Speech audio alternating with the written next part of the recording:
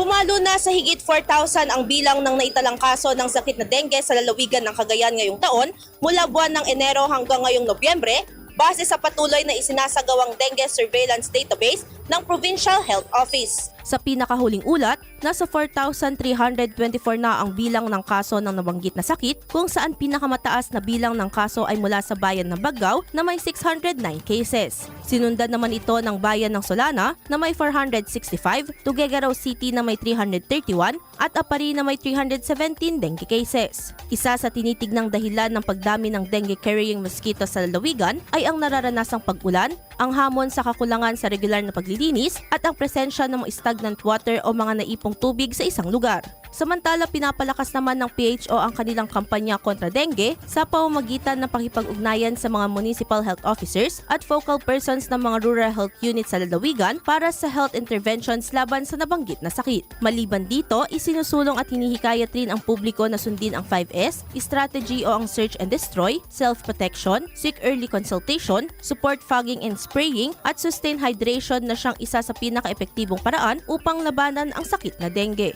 Idol, parang bumibilis ba ang pagtanda? Ang dahilan ng humihina ang cell division na pagpapalit ng bagong cell habang nagkakaedad. Natutuyo ang balat dahil sa paghina ng elasticity. Para mapigilan ito, mag-DTX 500 na. May antioxidants at vitamins, polyphenols at flavonoids na pumipigil sa collagen degradation.